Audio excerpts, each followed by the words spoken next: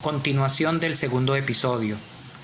Es lo que Aristóteles llamaba usía, lo profundo de la realidad es lo que los filósofos antiguos llamaban la sustancia. Pues he comenzado diciendo que este curso de filosofía tiene sentido en cuanto encuentra en el ser humano, como luego nos va a enseñar el filósofo Kant, las condiciones de posibilidad para que la filosofía se dé. La filosofía no es un saber que han producido los extraterrestres.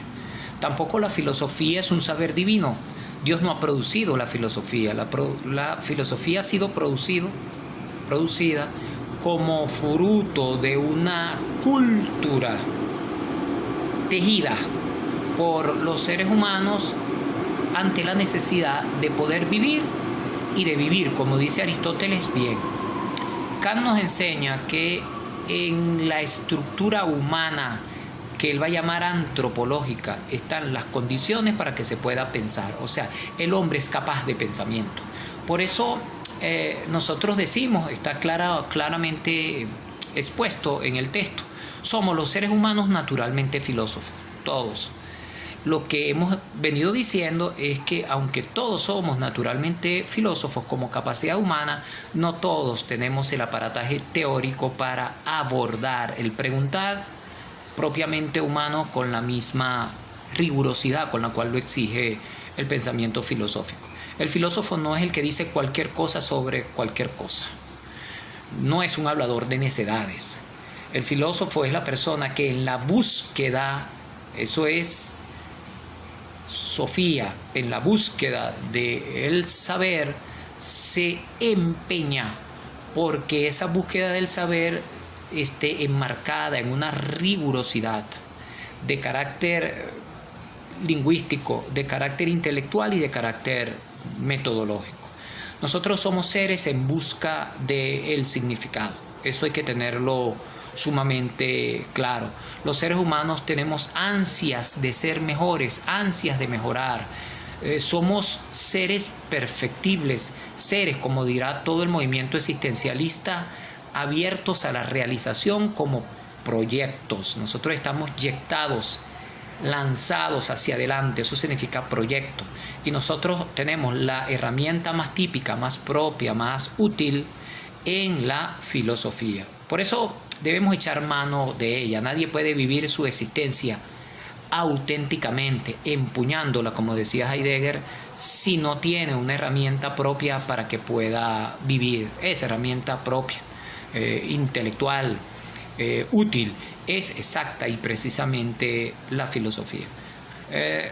Nosotros en este curso, al final de este último de los episodios, tenemos que recordar que la pregunta por el sentido humano en el mundo de hoy se encuentra ya con la dificultad que yo he dicho de la preponderancia de un saber técnico que intenta capturar todo. Es como si hoy la ciencia fuese el nuevo Dios. De hecho, este fue el proyecto de los filósofos modernos, que eran sobre todo científicos y no tanto filósofos. Pero aparte de esa obnubilización fruto de la preponderancia casi exclusivista de un saber científico, nosotros hoy nos encontramos con una dificultad más grande. El ser humano, llevado por un mirar, llevado por un actuar superficial, no se abre a la profundidad de su propia existencia. La filosofía entonces es una herramienta para aprender el sentido perdido. Hoy, en medio de las situaciones europeas, pero también en América Latina, de sinsentido de la existencia, de no saber hacia dónde se va, de no saber para qué vivo, la filosofía es y debe ser una herramienta que adicione un mayor avance, progreso en lo que a la madurez humana se refiere. La filosofía es, al fin y al cabo, la búsqueda del porqué de mi vida. Es la herramienta propia que orienta nuestro existir. La filosofía, al fin y al cabo, es, como nosotros hemos visto, una visión crítica de la realidad. ¿Qué es al fin y al cabo la filosofía? Es la conciencia crítica de la sociedad. Por eso, desde el punto de vista político, tendrían que ser los filósofos. Ya esa tesis la avisa en el libro de la República del gran filósofo Platón. Por eso el filósofo debería ser quien en realidad orientara el destino de las naciones, el destino de los pueblos. Orientar en el sentido de indicar como una flecha hacia dónde deben dirigirse las vidas de los seres humanos. Ojalá esto no signifique, no quiere serlo la filosofía, una especie de dictadura del conocimiento en donde solo las personas que tengan este saber,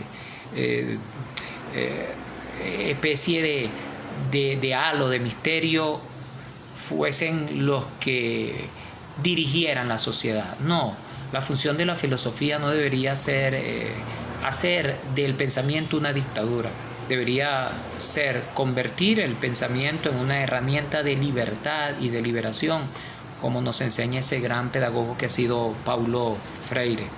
Nosotros al final del día, de este día de hoy, de este primer encuentro que con este episodio ya terminamos, tendríamos que entender que la filosofía es ese saber, ese conocimiento abstracto en el sentido que intenta dejar las particularidades de lado para quedarnos con un modo general de conocer, con un modo general de vivir, con un modo general de sentir, para al abstraer de todas las condiciones variables del mundo y de nuestra vida, podamos nosotros tener, ojalá, una orientación que nos sirva para poder vivir la vida con razón, para poder vivir la vida con sentido, para poder vivir la vida de manera humana. En el inicio de este curso de filosofía y como fruto de la finalidad que nos hemos propuesto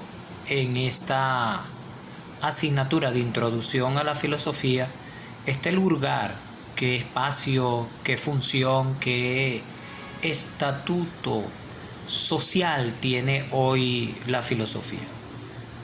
Ante todo, lo hemos dicho en los encuentros anteriores, en el material que nosotros tenemos dispuesto para nosotros en la red. Hemos dicho que todos somos filósofos, en el sentido de que todos aquellos que se interrogan por la realidad que les rodea y por el propio ser, estamos en una función intelectual, racional, que constituye lo que se denomina filosofía. Ahora, hay una diferencia central entre tener esta facultad y ejercitarla sin saber claramente que se la tiene y ejercitándola de manera errática, a saber que se tiene esta facultad, se le conoce en sus alcances y en sus límites, y entonces se sirve la persona, puede servirse uno, el ejercitante, el que entra en este camino de amor a la sabiduría, puede entonces, insisto, sacarle el jugo si sabe cuáles son las herramientas intelectuales, metodológicas de las cuales puede echar mano para aprovechar de este saber que, como hemos dicho, se concibe como un saber puro, un saber de fondo, un saber causado en el sentido de que conoce por medio de causas. Hay entonces en el mundo de hoy una filosofía espontánea. Prácticamente todos los seres humanos se interrogan, se preguntan, se hacen dudas e intentan responderlas, resolverlas. Lo que sucede es que en el mundo de hoy la respuesta a los dilemas del hombre han sido prácticamente determinados, cortados, asumidos dentro del área de un saber que ha hecho eclosión al final del periodo medieval, que es el saber científico. Entonces, quienes nos hemos dedicado a la filosofía como ejercicio vital o, en el caso nuestro, como ejercicio también profesional, tenemos que caer en la clara conciencia de que en el mundo de hoy la praxis filosófica nos convierte en sujetos extraños. casi como dice el autor del texto, Tomás Melendo, nos convierte en una especie de extraterrestre en medio de un mundo, como decía don José Ortega y Gasset, dominado por la sed técnica, por la sed especialista, transitiva de dominio del mundo. Nosotros estamos interesados y ejercitando una función que es básicamente especial. Entonces, de eso es de lo que hay que partir. Vivimos en un mundo, vivimos en un momento histórico en el cual no es la filosofía un saber que esté en el tapete. Lo estuvo en el periodo antiguo.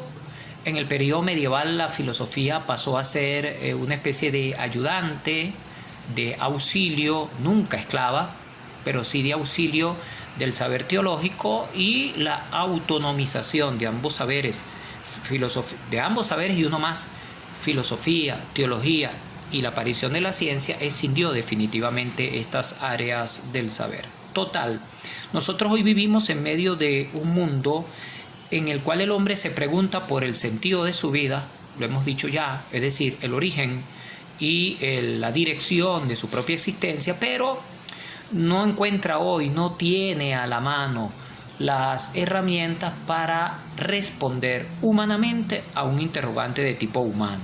Es decir, lo que se hace con la ciencia es dar una respuesta técnica a un problema humano. Esto siempre va en perjuicio del ser humano, porque al intentar resolver de una manera técnica, de una manera transitiva, de una manera material, un dilema humano, lo propiamente humano queda lamentablemente dejado de lado. Vengo entonces diciendo que en la filosofía estamos tras la búsqueda del sentido. El sentido en griego se dice arge, es el principio, pero también es el fin, es de dónde provenimos y hacia dónde nos dirigimos. Esa es una pregunta que, aunque nos hemos hecho todos los hombres, debe ser resuelta personalmente. Cada uno de nosotros debe poder entrar en sí, preguntarse de una manera individual y luego de una manera personal, es decir, junto a una comunidad de seres vivientes, debe poder preguntarse para qué vive, cuál es el sentido de su existencia, qué significa lo que hace en cada instante. Por eso, y es lo que quiero decir casi como cierre de este episodio, el preguntar filosófico no solo es un preguntar de carácter teórico, digámoslo en griego, noxiológico, sino que también la pregunta filosófica tiene un sentido ético. Es que el preguntarnos por nuestra vida e intentar dar una respuesta a la propia existencia carga de valor nuestra vida. Por eso también algunos autores han dicho de que la filosofía es un saber valioso por cuanto llena de valor la vida humana, rescata el valor que la vida humana tiene. Es decir, nosotros al preguntarnos por nosotros mismos, al fin y al cabo nos estamos haciendo más dueños de nuestra propia existencia, es así, y estamos valorándonos más desde el punto de vista ético, desde el punto de vista moral. Quiero al fin y al cabo cerrar este episodio con una afirmación que comparto plenamente en el texto, en la introducción a la filosofía de Tomás Melendo. Lo tenemos allí en la página 16, que dice lo siguiente: cuanto más exija una pregunta y cuanto más explique una respuesta con mayor propiedad, puede calificarse como filosóficas. Es decir, el saber filosófico es el saber inquisitivo, es un saber en donde se pregunta. Por eso cuando estudiemos filósofos como Sócrates, nos vamos a dar cuenta que Sócrates privilegia en el pensamiento filosófico la pregunta. Nosotros tenemos que preguntar y debemos ir progresivamente sabiendo cómo es el preguntar típicamente filosófico. Y si a esa pregunta se le adiciona, se le suma una respuesta cada vez más fundamentada, cada vez más llena de razones, Entonces, en ese mismo momento y por esa misma razón podemos decir que estamos propiamente hablando en el terreno de la filosofía. Es una labor humana.